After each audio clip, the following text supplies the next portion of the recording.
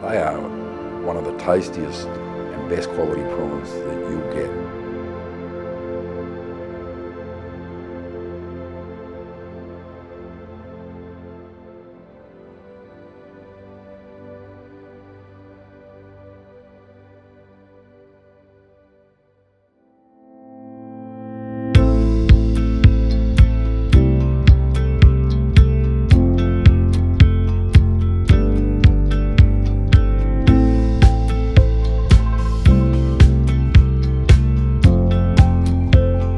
This is easily one of the busiest weeks of the year. We've just finished a 4-month-long refit.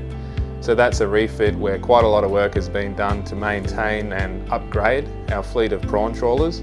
So this is where we see around 80 crew members from all across Australia come together here in Cairns to get their boats ready for the banana prawn season. They've got a week to prepare their boats for sea. They always come back looking pretty shabby and then you see them get into work mode. So, you know, they turn up, they've been in holiday mode for 4 months, and you watch them all come together and actually form a bigger group. And to watch them all interact is such a good thing, because we've got a really good culture here. It's not combatant at all. People enjoy seeing each other. It's like this huge family reunion. We've also got quite a lot of new people joining us. So those guys have never actually done a banana prawn season before. This is going to be one of the wildest and craziest experiences of their life. But they're going to walk off these boats at the end of the season a much stronger person than when they first hopped on board. So the setup week's always pretty exciting because you get to meet all your new crew that you've managed to find. This season we've managed to get a really good bunch of crew together.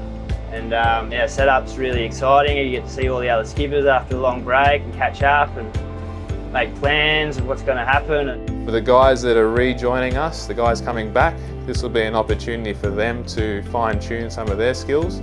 We've already had quite a few deckhands who have stepped up to first mates. We've even got a first mate who's now going to have his first crack at a banana prawn season as a skipper. So we're really looking forward to seeing how those guys progress in our system.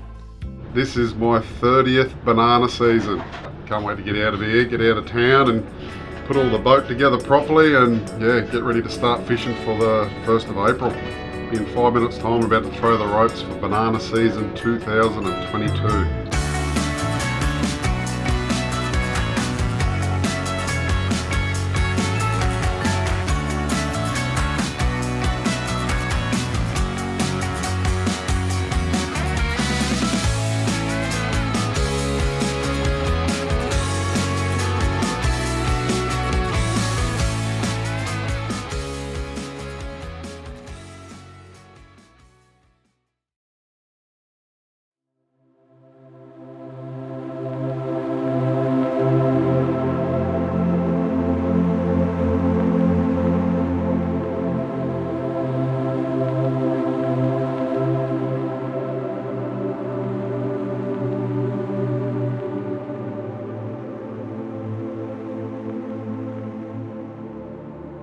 You'll be amazed to see how much work goes into a single plate of prawns that you might get at the supermarket.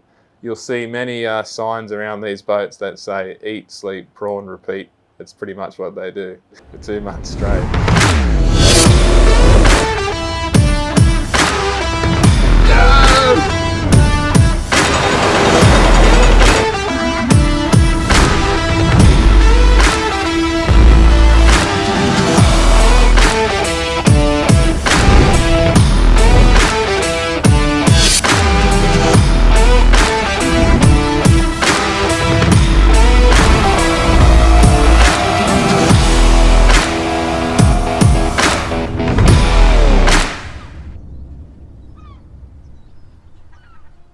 Everyone's here for one reason, and that's to make money.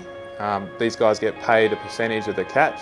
We want them to be rewarded for all their hard work. When they're coming in for their first unload, everyone weighs at least 1 kilo less. Everyone looks like they've just painted a set of abs on. You know, like it's amazing how hard they work in that first week, the first fortnight, and if it's a good season, that can go on for 3 or 4 weeks. But they pretty well underwrite their financial prosperity for the whole year in that very short space of time. They're busy days, they're demanding on the people, they're demanding on the machinery. They are really exciting times. So, banana prawns do a really phenomenal thing. They sort of group together in these big schools, and these schools can range anywhere to 1 tonne in size all the way through to 100 tonnes. And when they school so aggressively, they actually flick little bits and pieces off the bottom like the mud and create these plumes, these dirty water plumes that we call mud boils. And mud boils can be as small as the size of a car through to a football oval sized sort of shape. The best way to target these mud boils is to use aeroplanes which fly around and get GPS coordinates of all these prawn marks or mud boils, and then transfer that information through to the fishing fleet who can then target it. because the fleet has grown a little bit, we've now got 2 of those planes going around. They take off at first light and land around midday. They've got a range of about 6 hours, and pretty well all the activities occurred by then anyway. Yeah, it's kind of really exciting. It's sort of like, I used to refer to it as F1 on Valium. Really exciting stuff happens, but it kind of takes a bit longer because you're on a boat that does 10 knots.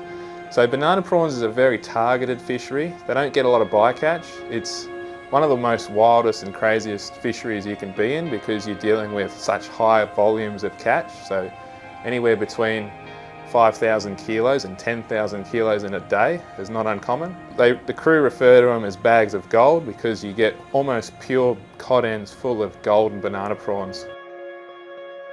When we're all steaming to a prawn boil, could be up to 10 or more boats. It is very nerve-wracking.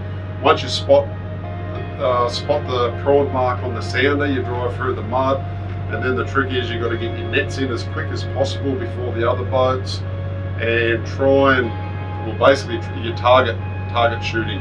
But also you've got wind, you've got tide, you've got other vessels you've got to try and dodge, and also the banana mark is also moving with the tide as well. So it's a very tricky game and industry to get into, to get it right anyway. Apart from boat preparation, the obvious stuff that you see in a port like this, there's all of the there's another several layers that sit behind that. The science that monitors the fish stocks. And from an environmental perspective, we know that the banana prawns are incredibly robust. We know that our fishing doesn't impact them, that their productivity is driven off the recruitments from the rivers by significant wet seasons. It's no secret that our banana prawn fishery is heavily dependent on rainfall. The bigger the wet season and the more rain we get, the bigger our prawn season is going to be. And the reason for that has all got to do with the banana prawn's life cycle. So basically a banana prawn starts its life out in the middle of the open ocean as a small little larvae. They float around there until tidal currents and wind can blow them into the inshore areas where they settle in sort of creeks and mangroves. And from there they go through several life stages to basically end up as a small juvenile prawn. Now at this stage of their life, they're the most abundant, there's lots of them, and they won't move until they get fresh water to flush them out into the open ocean again. The best thing about banana prawns is you can fish them to quite low levels of biomass, so we don't really need a lot left over to actually spawn and reset the fishery for the next year. The other beautiful thing about this fishery is it's just the sheer geographical scale. As it's in the east it's Cape York, in the west it's Cape Londonderry. There's nearly 1 million square kilometres of northern Australia which we're able to roam around, and so when one area of the fishery is maybe not having a good year, we can still sustain a living in another area. When I came up, there was 300 boats in the fishery. It was they were still learning. They still didn't have a good understanding of what stocks were available. We were still in the fish down stage of, well, they discovered the fishery in the late 60s. They became much better at catching it during the 70s. The fishery was working almost year round in one form or another. And of course, nowadays it's 52 boats that are working 7 months of the year with all sorts of other restrictions. through 3 reasonably painful restructures because nobody wanted to leave, but nobody was making any money. It's been a great thing for the fishery. It's also been a good thing for the fishermen because we're redistributing, especially that banana catch. So unless there is some measure of profitability, it doesn't allow you to invest in these other essential activities that ultimately underwrite your ability to fish in the future. So it's really cool to be part of an organisation that shows such leadership when it comes to these initiatives. We obviously need a healthy environment to be able to catch lots of prawns, so our values are aligned. Businesses that are not relevant to their communities and the environment are increasingly at risk of being completely irrelevant. There are times when we're more effective conservationists than the conservationists.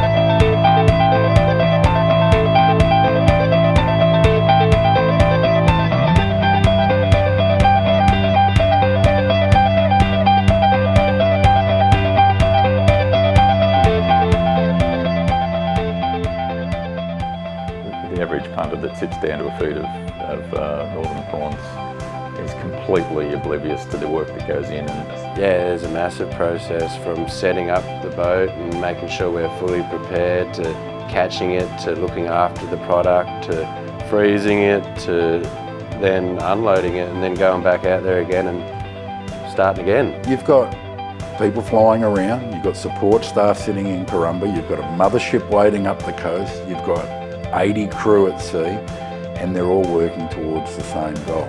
It is a massive effort. Each one of the components is critical to the overall success of the fishing season. With any one of those components missing, if we couldn't unload it, we'd have to stop fishing. If we couldn't find them because we didn't have any aeroplanes, we wouldn't have the productivity or the profitability to be able to go out there. All this is to simply get some Karumba prawns onto your plate at some point during the year. Look, I may appear a little biased, but they are one of the tastiest and best quality prawns that you'll get.